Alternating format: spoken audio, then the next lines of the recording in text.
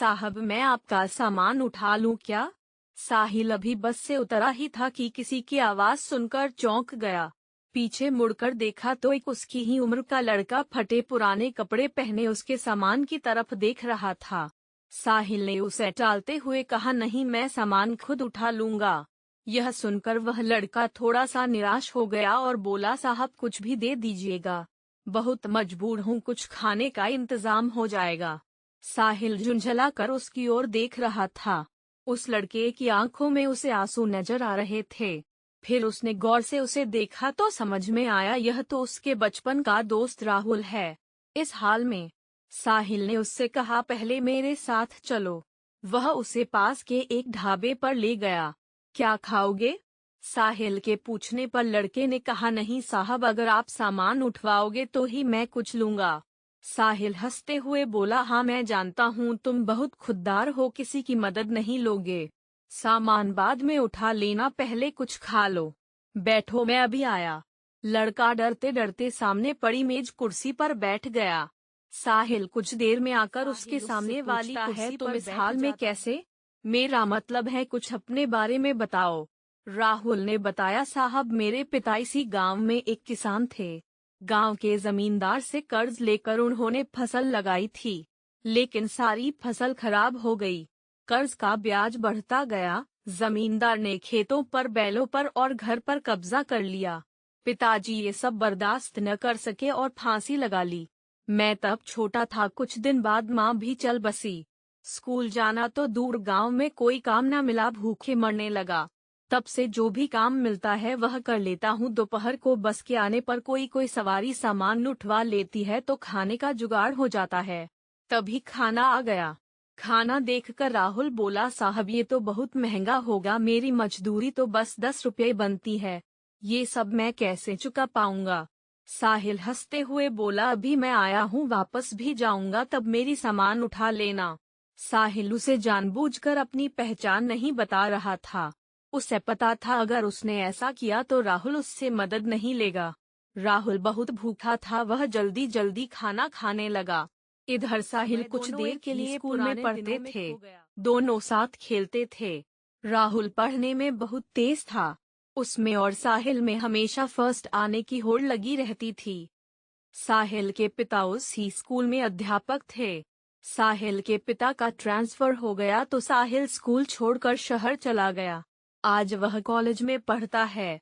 छुट्टियों में गांव के पुराने दोस्तों से मिलने चला आया। वैसे उसके चाचा भी इसी गांव में रहते हैं। साहिल को यह उम्मीद बिल्कुल नहीं थी कि उसका दोस्तों से इस हाल में मिलेगा।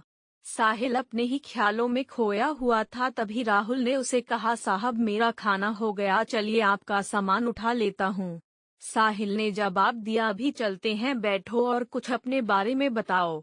अब कहाँ रहते हो और आगे क्या करोगे? राहुल ने जवाब दिया, साहब क्या करोगे मेरे बारे में जानकर? मेरे जैसे लोग ऐसे ही सड़क पर मजदूरी करते रहते हैं और एक दिन ऐसे ही मर जाते हैं। एक समय था, हमारे पास भी सब कुछ था, वो जो सामने आप स्कूल देख रहे हैं, मैं वहाँ पढ़ा करता था। साहिल बोला, अब माता पिता का साया क्या होता है ये उनके जाने के बाद पता लगता है। मेरे पिता मुझे सरकारी अफसर बनाना चाहते थे। साहिल उसकी बातें गौर से सुन रहा था। राहुल को एक पल के लिए भी यह एहसास नहीं हुआ कि यह तो उसका बिछुड़ा हुआ दोस्त है, क्योंकि साहिल के नए नक्श से लेकर उसका पहनावा सब बदल चुका था। राहुल ने पूछा, साहब आप यहाँ किसके घर आए हैं? साहिल ने अपनी पहचान छिपाते हुए कहा, नहीं बस ऐसे ही गांव घूमने आया था। यहाँ कोई होटल मिल जाएगा रुकने के लिए? हाँ साहब, बस स्टैंड के पीछे ही एक होटल है, आपके शहर जैसा तो नहीं पर ठीक ठाक है, मैं आपको वहीं ले चलता हूँ। राहुल बोला। साहिल ने हमें सर हिलाया। राहुल सामान लेकर आगे आगे और साहिल उसके पीछे पीछे चलने लगा। कुछ ही देर में वे होटल में पहुंच गए। साहिल ने एक कमरा लिया। राहुल उससे कहने लगा, साहब मैं चलता हूँ, जब आपको जाना हो बता देना, मैं आपका सामान लेने आ जाऊंगा। साहिल बोला, अरे रुको, ये कमरा मैंने 2 लोगों के लिए लिया है, तुम मेरे साथ रहोगे? राहुल बोला, नहीं साहब, कहाँ मैं और कहाँ आप, वैसे भी मैं के ऊपर रखा होता है, वहीं पेड़ के नीचे चबूतरे पर सो जाता हूँ। मुझे जाने दो साहब।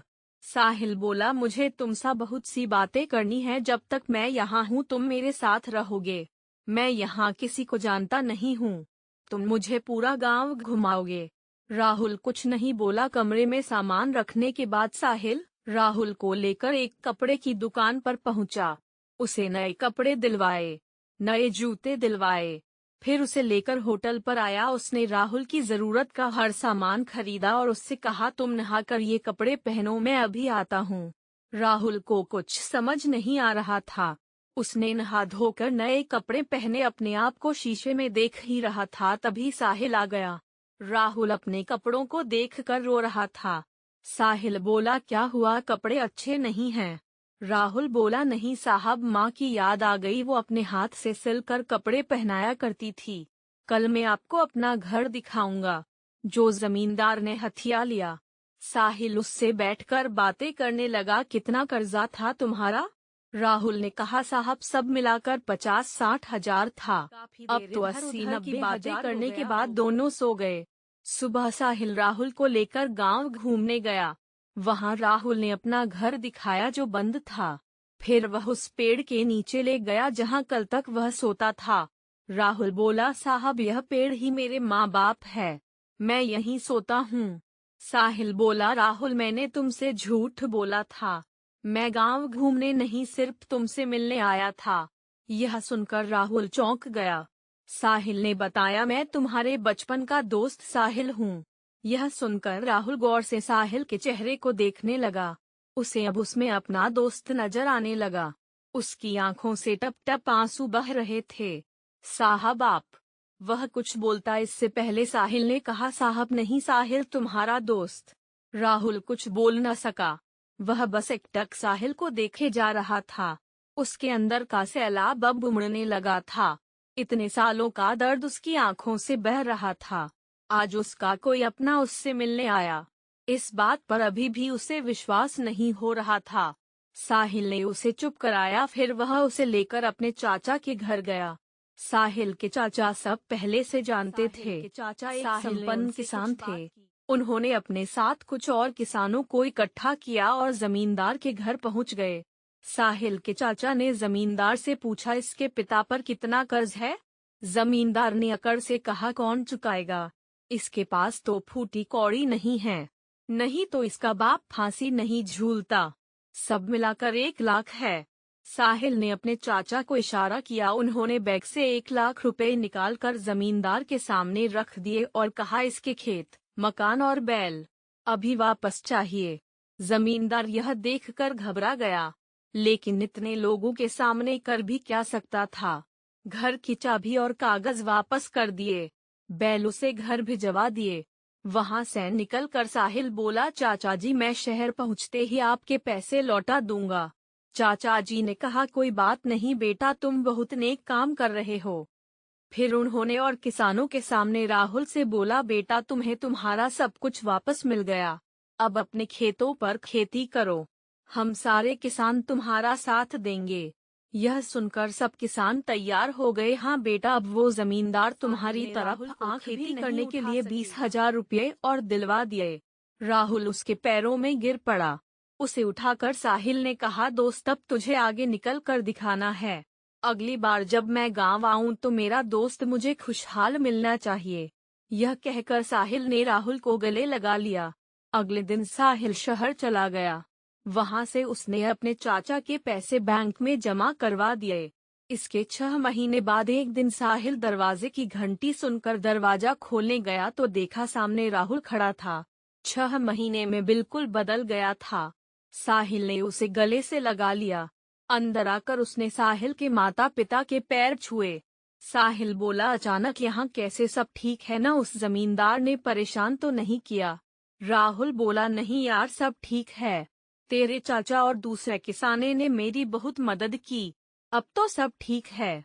मेरी फसल भी अच्छी, उसकी कमाई से तेरा कर्ज चुकाने आया हूँ। ये 20,000 हैं, बाकी धीरे धीरे चुका दूंगा। साहिल बोला, तू मेरा भाई है, मैंने कोई कर्ज नहीं दिया था तुझे, तूने कैसे सोच लिया? तब साहिल के पिता ने कहा, बेटा रख लो, ये इसकी खुददारी है, जो शिक्षा मैंने दी थी यह उसकी का पालन कर रहा है।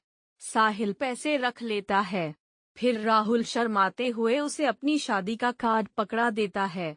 साहिल कहता है, अरे ये क्या, तू शादी कर रहा है? तभी साहिल के पिता ने कहा, हाँ, जब तूने हमें सब बताया तभी मैंने तेरे चाचा से इसके लिए अच्छी सी लड़की देखने के लिए कहा था। कब तक घर में अकेला रहेगा? राहुल बोला, मैं आप लोगों का एहसान जिंदगी भर नहीं भूल सकता। मेरी तो कोई औकात नहीं थी। साहिल बोला, सब ऊपर वाला करता है, सब उसी के हाथ में है। तेरे अच्छे दिन आने थे, मैं नहीं आता मदद करने तो ऊपर वाला किसी और को भेज देता। कुछ दिन बाद साहिल अपने परिवार के साथ राहुल की शादी में पहुंच गया। उन्हें देखकर राहुल बहुत खुश हुआ। उनके साथ पूरा गांव दोनों की दोस्ती की मिसाल देने लगा।